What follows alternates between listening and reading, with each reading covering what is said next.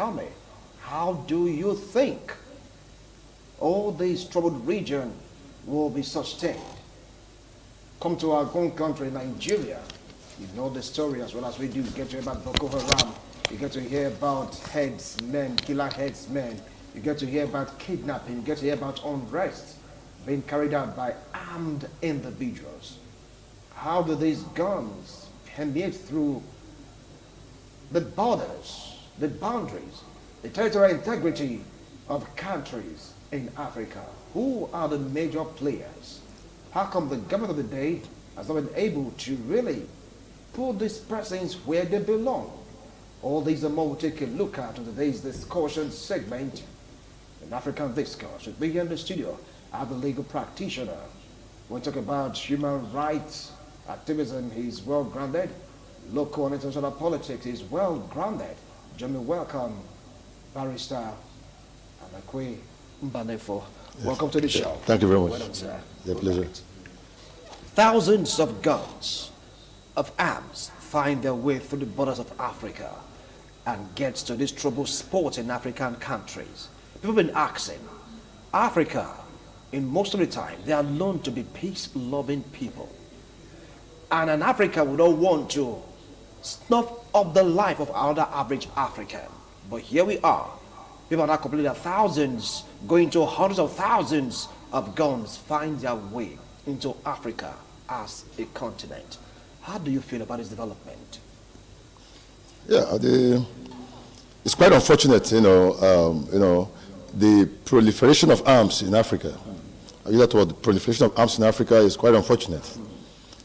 The truth remains that it has done Africa more harm than good. And we should be asking ourselves, what are the causes of this proliferation of arms in Africa? The culprits, major culprits, first of all, are the West, who produce these arms, who are using Africa as a testing ground for the arms. And it is a common knowledge that in most African countries, you have different ethnic groups, you have different tribes, you have different people, different religions and all that. You have porous borders as well. And most of times, these arms have been smuggled into various African nations through their borders, through their porous borders. And the people that are being used to smuggle the same arms are equally Africans themselves. And most of the African nations as well has also been involved in civil wars. And most times we have lost both lives and properties in these wars. And these wars are not fought with legitimate arms. These wars are fought with illegal arms entering the country illegally through the manufacturers. And most African nations as well too has lost part of their territories due to some treaties or agreements that are shielded in secrecy. An example of that is that of Bakassi Peninsula. The Nigerian government ceded Bakassi to Cameroon in an agreement that was entered into by the two governments, for which we didn't get the details of that agreement. This is one of the disadvantages in some of these crises in Africa. And so African nations, we ought to checkmate the infiltration of these arms into the nations by ensuring that at least the borders are being well protected and well checked, and ensure that we have customs that are effective in their duties. All right. To ensure that these illegal arms do not enter the country illegally. All right. Now, you said something about the West using African nations as a test ground. But I believe that each country in Africa, they have this power or right to protect their territory. But somewhere along the line, we still see the proliferation of arms. who are those really responsible? You talked about the West bringing it in. Do they have borders in these countries? Yes, there are borders in these countries, but most of these arms that enters African nations do not also enter illegally. Most of them enters legally. You know, where there is an incumbent government in power, and now there's now an uprising coming from an opposition leader, and which now leads to a civil war between the government in power and the government. In international law, the government in power has rights, legal rights to enter into a kind of treaty with another government to protect that nation. So such treaty can empower the legitimate government in power to import arms from these Western nations to fight the opposition government in power. And those Western nations, like I said earlier, through these legitimate transactions, will now sell their arms to these African nations, using them as a testing ground for the weapons which they have equally produced. Then the rest, other ones could come illegally, where there is also equally an arms conflict between also a legitimate government and another group trying to get power by force, like what is happening in Congo and most African nations. What's happening in Sudan and Rwanda and all that. Then before now, Rwanda was in focus, and equally what is happening in Nigeria right now. When you talk about the Boko Haram, in focus, the Boko Haram, people are using arms to fight a legitimate government in power. So the question therefore is, how do they get the arms for which they're now using to fight a legitimate government in power? That is why we're here. That's what we're discussing.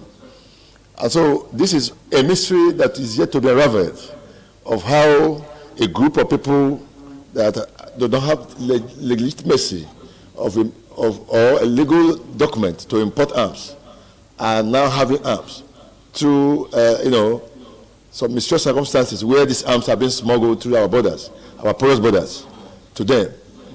And then these things are being used to destabilize authorities in power, and which is not good for Africa at all. It's Africa Discourse, and you can be part of this show by just logging on to itvradioNigeria.com/live. You get to see us live, what we're doing here in the studio. Or better still, you can get your bouquet. Yeah, start time 130, go TV channel 107, and you can be part of what we're doing. Or tweet at us about the reasons and the causes of guns or arms racketeering in Africa. And I'll be here in the studio, a legal practitioner, Barrister Nakwe Mbadefo. So we're talking about some countries that really have these issues in Africa. You talked about DR Congo, they have their own fair share. Central African Republic, they have their own fair share. Even our own country, Nigeria. And you asked a question, how come these guys are almost armed to the teeth to fight legitimate government? What do you think is their connect? How did they get the money? Because Africans are wondering, they really want to know how they operate. Yes, we're in a small world, and the issue of information now is becoming very small in view of the latest technology that we are all enjoying for now. Everything that has advantages has disadvantages, So the issue of communication these days is very fast. And so the whole thing is who is financing these gentlemen, and what do they intend to benefit from financing these rebels. In Kenya, for instance, the Kenyan government is having a problem with Al-Shabaab. The Kenyan government, one of their main source of income is through tourism.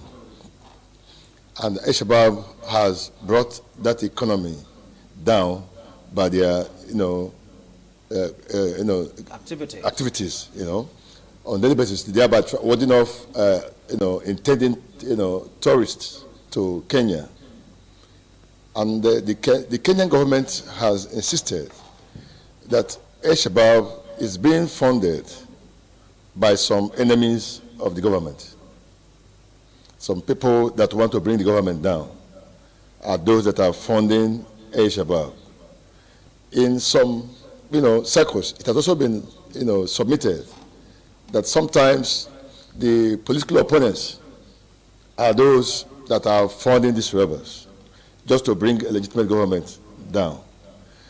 Though these are most of the school of thoughts on how these people are being funded, though it will take a legitimate argument to be able to substantiate or to come to a conclusion as to whether such views are correct or are not correct. But definitely, those gentlemen cannot fund themselves, because they don't produce arms. These arms have been produced by Westerners and then been supplied to these gentlemen through racketeering. And so it's becoming a very big burden to African nations, about this issue of arms proliferation, because it is almost, common in almost all African nations right now as we speak. So there's need for the African leaders actually to have a rethink and then see how they can put a stop or limit, because it will be difficult to stop indefinitely or to bring it to the barest minimum, the issue of arms proliferation in Africa, before it will lead to something else. All right, now then, people are like saying that if this thing is like a huge problem in Africa as a continent, that some persons can just go into a particular country to start arms proliferation without some members or the citizens of that country. Do you agree with this chain of thought? Yes, it is. That school of thought is very correct, because it has been argued in most quarters, that most times politicians are too ambitious, and because of their ambition, they go out of their way legally to win elections. And most times they have sponsored, these insurgents by trying to use them to win elections. And after elections has come and gone, it becomes very, very difficult to disarm these gentlemen. And when you fail to disarm them after arming them for elections, it now becomes a problem, both to the legitimate government and to this, this young gentleman who was now used to, achieve this. So I think it is not the truth is that most times these gentlemen are being armed by same citizens of most of these African nations, just to achieve a political goal. And having achieved that political goal, it becomes difficult for you to disarm these gentlemen. They will now use it again to be fighting the state. You see, it now becomes what goes around comes around. Coming around. So there is need, for a rethink about this armed proliferation, especially by the political class, making them to understand that this thing will always bounce back on them, after the elections. And so there's need to engage the stakeholders and then engage the, security agents to ensure that these people are disarmed at all costs, so that there could be a little peace and tranquility in any society in Africa. Well, some points that are pointing out that one of the major factors that is giving aid to the proliferation of arms in Africa is the poverty factor.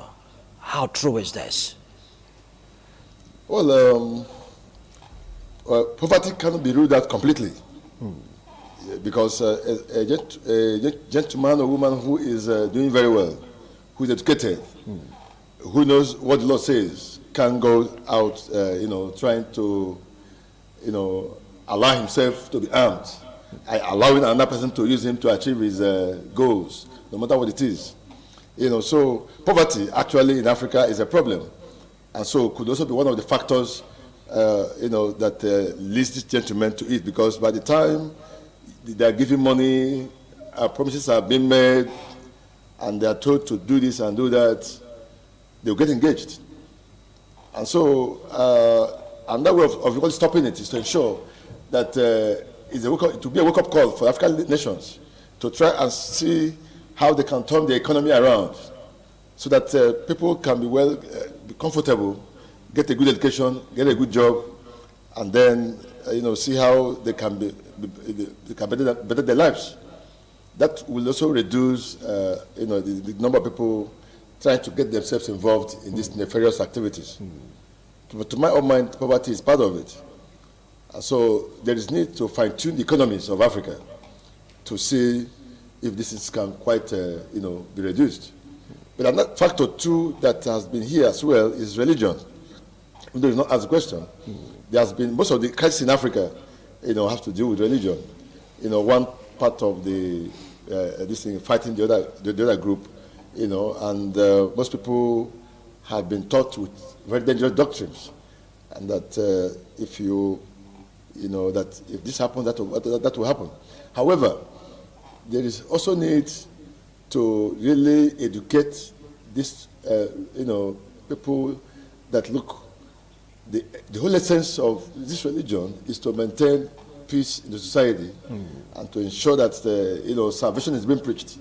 You don't use violence to achieve heaven. So that is the need to ensure that religious leaders are actually allowed to ensure that their followers are taught the right thing, are told the right thing they're supposed to know, and not trying to hide under the umbrella of religion and then use arms against the religion. And so Nigeria is already having that problem. And if you don't put it to check, there's going to be a problem. All right. Now, what about the impact of terrorist groups in Europe or even in the Middle East? Do they have any influence also in this racketeering in Africa? Yes, I think, like we were saying before about what was that group? Because of internet. So there's this synergy between the local terrorists here and then the ones over there, and then they also have a way of recruiting, these young men here and they also have a way of communicating with them. And they also have a way, they have their system, where they will tell you that, look, don't worry, at so-and-so point, so-and-so person will supply this, will supply that. And so there's always a link between the Western terrorist group and the local terrorist group here. It's left for our security agents to do their job and ensure that people caught in this web, is dealt with according to the law. So how do you think they should do this? How do you propose they do this? Because for what you said, there's always a link between the local terrorist group in Africa and the ones out there that seems to be massively funded. How do you think Africa can protect its territory against these invaders, in quote? That takes us back to the issue of institutions, ensuring that institutions are well empowered. You get the point. So because today's security system is no longer what it used to be in the past. So the African leaders are supposed to take the bull by the horn by ensuring that all the security outfits in Africa is given the enabling environment to operate, is given the enabling equipment to operate, is given what it requires to operate in a modern society, so that they know it is their duty to know how to really put these guys into check. It's their duties how? Well, in what ways? You are not because the thing is that if you go to Ivory Coast, if you go to Mali, you go to Libya, you get to see pockets of terrorist group, and they are well armed, even armed to the extent that they can repel legitimate government troops around a particular vicinity. Yes. It's about this connectivity. How do you think the government of the day can really do it? Because they're coming from outside into these countries. It's very simple. All you need to do is to ensure that the security agents like the police, the army, the air force, the navy, are given the necessary training. If you give the necessary training, necessary equipment, necessary environment. They know this is their job. They know how to actually get to the root of this matter. But where you fail to give them all they need, where you fail to empower them, it will be very, very difficult to check these insurgents. But when they have all they need, like, for instance, let me come in here right now. In Nigeria, for instance, all the 36 states of the Federation, at least the police is supposed to have at least 1 or 2 or 3, helicopters in each of the states to check some of these menaces. But here in Nigeria, we don't see those helicopters. We hear about security votes and all that. We don't hear what they do with the money. So each of these states is supposed to at least have 1 or 2 helicopters. Where there are challenges, they can go and know exactly what is happening. Then while the guys on ground will know what to do. Now, where they don't have all this, and they don't have the enabling communication equipment, they don't have the necessary equipment to access information, it becomes difficult to achieve anything, right. Recently in the US, the young man who was accused of trying to bomb some of the politicians, was arrested by the FBI and the CIA. If they don't have what it takes to track some of these guys, some of these criminals, it becomes very, very difficult to really track them. So before you know, the damage has been done. So you don't wait for the harm to be done before you start to bring in checks to that. So we need what it takes to be able to put these people to check. No, but right now, Africa, we are not technologically advanced to really check via technology in most of our countries. So how do you think we should use what we have to really fight this? Because in America, they are tech-based, they use technology. But in Africa, we are not up to that level yet. All our government need to do is to make provisions for these security agents to go outside the country to learn most of these things. You have to sponsor them outside the country. You ensure that you pay for their trainings and everything. And after they must have gone for these trainings and come back, they should be able to put what they have learned into test. So you don't put a moribund, security outfit and expect it to achieve what a man who is trained in high tech can achieve. So it is the responsibility of the government to ensure that these officers are given the adequate trainings and the proper working tools provided for them to achieve, a feat that can be compared to that in the Western nations. Most of the, security outfits outside this country, Israeli Mossad, the Russian KGB, the American FBI and CIA, they have already done things very wonderful because of the high level of training given to them. So African governments and especially Nigerian governments supposed to learn from these countries and see how they can bring this technology to Africa, to our various security outfits. Without those trainings, we're just wasting our time. And so that is the need to ensure that these institutions are empowered and given the proper training for we to achieve anything positive in this part of the world, Africa. If you don't do that, you continue to have this issue, this problem of arms proliferation. You continue to have this problem of arms racketeering. You continue to have the problem of insurgency. You continue to have the problem of government instability, and so on and so forth. So there is need for we to come out, from our past and see how we can meet up with the current challenges of the modern investigations. All right, now there's this allegation or this school of thought that sometimes unscrupulous government elements are involved in this racketeering. If you talk about the northern part of Africa to the southern part of Africa, east and west, there's this element of some really bad eggs in government trying to give the government a bad name that are involved in this racketeering. How true is that allegation or theory? Yes, in every government, you don't expect 100% loyalty from the people or from even your own party members.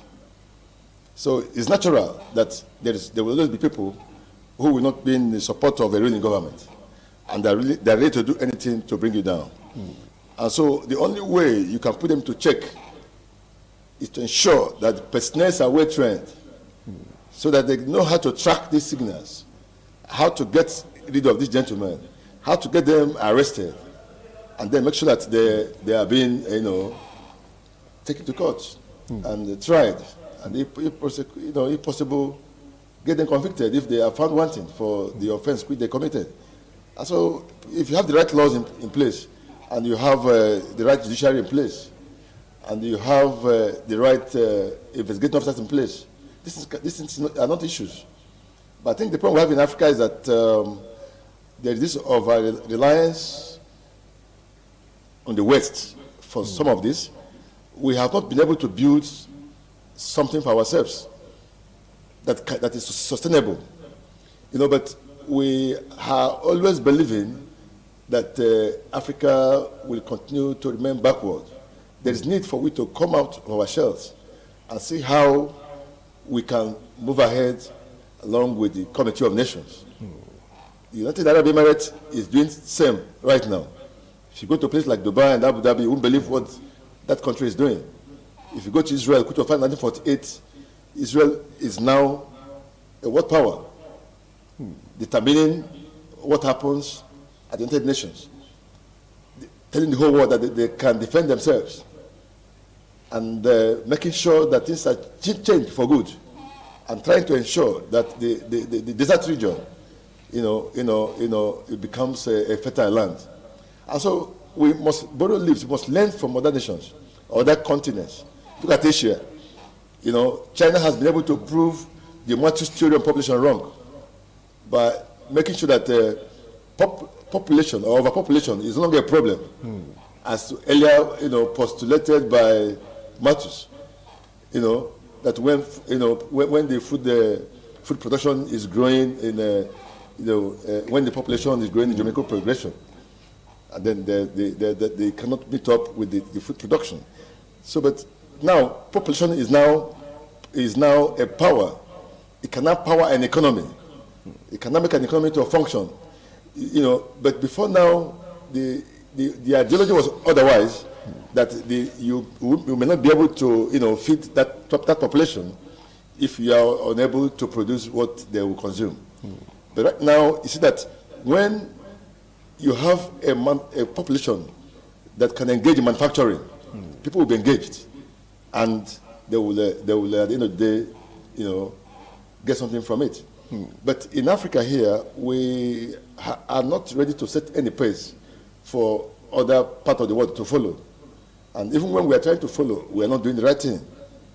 So there is need to ensure that we come out, look at how other nations are developing, and see how we can borrow a lead from them, and see how we can keep up, so that in the next few years we can afford to say, here is where we're coming from, here is where we are right now. So it cannot be every year we keep telling stories. So it is time for Africa to come out of their shells and see how some of these things can be put into check. So arms proliferation is not the best for Africa. All right, arms proliferations, arms racketeering is like one major problem in Africa. When you go to the war torn zone, you get to see weapons that are how will I put it now, gotten used to by these citizens in African nation. You get to hear all that. We've seen it before. You get to see ravaging war, ravaging the economy, ravaging the society. You get to see pockets of uprising here and there, of insurgents here and there. And they are well armed, armed to the teeth. And right now, Africa is like worried because they have hundreds of thousands of arms being racketeered through the borders of Africa into African nation. You talked about the United Arab Emirates. Yes. Now, what do you think the African Union can really do about this? Because they are there as a union to take care of African countries. People are saying that African Union is so numb to so many issues bedeviling Africa as a continent. If they want to come in, how do you think they can come in to really curb this armed racketeering that is taking place right now in this great continent? Yes, the African Union, is is a body, is just a clearinghouse, for the entire African continent. And the biggest challenge they are having is that most, African nations, where we look forward to leadership, have not been able to produce leaders with great ideas who we expected to have been able to provide, that leadership role, in Africa. Because you must get it right in your own country before you can afford to talk about getting it right as such a larger, body. You understand? So I think the major problem with African Union is that of leadership. The leadership in African Union does not border on African Union. It also borders on the nations that makes up this African Union. So about 65% of leaders in Africa ordinarily are supposed to be retired, by their age, ought to be retired and ought to be resting in their homes. Okay. So, but because of certain factors we cannot explain, these gentlemen are still there as presidents and heads of governments. And from recent research, it has shown that men who are younger these days appear to have better ideas, appear to have the stamina, the strength to really direct, channel, those good ideas to the betterment of their nations or industries which they represent. And so the burden of African Union is not having the right leadership. And this right leadership has been what has been pulling African Union down. So until that is done, we cannot get it right. Ordinarily, there's supposed to be a law, ensuring that every African nation ensures that arms does not pass through its borders with, from the way it is happening right now. But those laws are not in place, and even if they're in place, it is not being enforced. Because the arms we're talking about does not fly into the country unseen. It passes through these borders. And if you have effective, customs, and a well-trained customs who has what it takes to dictate some of these matters, it will not be as bad as it is, today. So I think if you look at Asia, they have the right leadership. Then if you look at, the Europe, they have the right leadership. If you look at the United States, they have the right leadership. And you cannot actually get it right without partnership. The partnership is with both politicians and the people, out there, the entrepreneurs, And so if you don't partner, you can't get it right. So, but in Africa here, I think the politicians are seeing it as the winner takes it all. So they don't engage the people, they don't partner with the people, and at the end of the day, they don't have what it takes mentally to deliver. That is why Africa has remained too slow in development. Africa remaining too slow in development. And that has equally encouraged the so-called racketeering of arms or proliferation of arms. We have seen child soldiers in Africa. During the Liberian War, you saw child soldiers. Somalia, you saw child soldiers. Sudan, you saw child soldiers. Libya, now currently, child soldiers. So, and they are well armed to the teeth. They are well armed to the teeth. And so the African nation, Africa as a continent, like I said earlier, has always been, how do I put it now, has always been a testing ground, for the manufacturers of these arms in the West. Wow. A testing ground for the manufacturers of these weapon dealers from the West. Now, there's this adage that security begins with the people. Whenever they see things, they should report. Though we had cases of some persons going out there to report to the government, but it's like the government of the day isn't doing something positively about it in some countries in Africa. What do you think should be done in this case, where an individual will just see something happening, see guns being racketeered, arms being racketeered, they rush to the government in some parts of Africa, countries in Africa, but they don't have this swift response. What should be done? Get you right. Swift response from the government itself. the local African governments. Yes. The people don't have the swift response from the government. Whenever there is a case reported, look, we have some sort of thing. I saw them carry arms and ammunition here and there. Do something about it. You get to see this lackadaisical attitude from this part of the government. Why is it so? How can one really encourage the individuals to be part of a fight against arms racketeering? Yeah, I think to a large extent I don't agree with you, because if you see somebody carry arms and you report to law enforcement agents, it's their duty to get the person arrested and then prosecuted. And I have not seen a case where there was such a report and such people wasn't arrested by law enforcement agents. But if you are talking about the consequences of not getting these things right, not getting these people arrested, not allowing these things to enter through porous borders and all that, you see, it increases crime in the society. So today, in Edo State, for instance, and other parts of this country, you see that the level of crime is very high. Level of crime is very high. And these boys are robbing people on daily basis with arms that you can't even explain how they got the arms. And when they're arrested, they will tell you it's devil work. They have never told us who actually provided those arms they are using. I know that devil does not produce arms. And so it is the duty of the security agents to ensure that some of these arrested criminals, there are questions on the source of the arms they use, to go into these robberies. And so if that is not done, nothing has been done. It's not enough to arrest an armed robber. Because if you arrest him and you're unable to trace the source of the arms which he's bearing, now you've not done anything yet. Because if the man is released tomorrow, either by a court or he has served his sentence and is allowed to go to the street, he goes back to that same source and procure other arms and becomes a threat to the citizenry.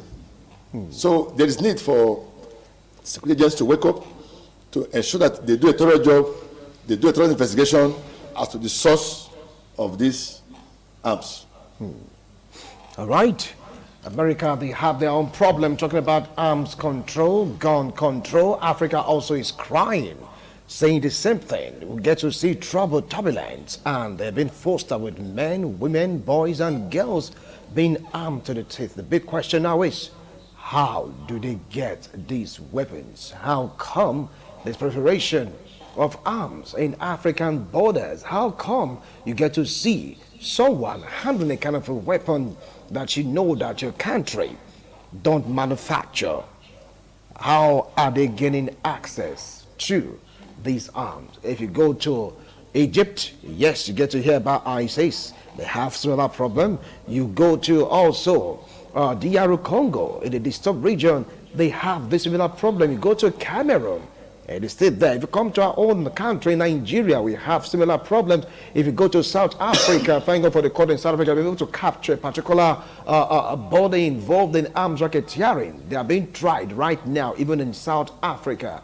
It's like Africa is just exposed to these arms dealers. I don't know, Barrister, what advice do you have for Africa as a continent, and of course the government of the day in this great continent, not to check this proliferation of arms, before we call it a wrap on this show? Yeah, there is need for African nations, to go back to, to the background and do a thorough research on how to check this arms proliferation. And you cannot do that without ensuring that the customs are given the appropriate training. Because the duty of the customs to ensure that these things did not pass through the borders. It does not pass through the airports and all that. Because when the borders are well protected, I think the quantity of arms entering the country will be very, very, very limited. And again, too, the police need to be properly trained in their own investigation to ensure that they can always track the source of most of these arms entering the country. And again, if it is reduced, it will equally reduce the level of armed robbery in the states and in the nations. You know, to check, put something to check, violence and all that. You know, to put to check some of these crises that are definitely in the country, be it religious, ethnic, tribal, or whatever. You know, so the limited arms in a country will actually bring peace to that nation. And so most of the African nations are having this turmoil now because of too many arms in the nations, for which have not been put into check by the authorities that are supposed to do so. So the African leaders are ordinarily supposed to do a thorough homework to ensure that those who are supposed to do this, put this into check, you know, are really given the appropriate training to ensure that arms racketeering and proliferation is brought to the barest minimum. All right, thank you so much, Barrister Anakwen Banefo, for your wonderful analysis. I appreciate you coming to this despite the short time given to you. Well, you've heard him. He said all hands must be on deck to really fight this. It's in deep into the African fabric, whether it's not affecting you directly, indirectly, you're feeling the impact for Africa to be the signage of all eyes. Some of these aspects, if not all of it, must be checked, because if it continues in this way, only God knows. Only God knows. Thank you so much, sir, for coming on today's show. I appreciate your coming. Yeah. All right, tomorrow is our international forum. I don't want to let the cat off the bag. Just stick around with us at about 1:30 to 2:30 for yet another edition. But thank you so much for being a part of this show. Bye for now.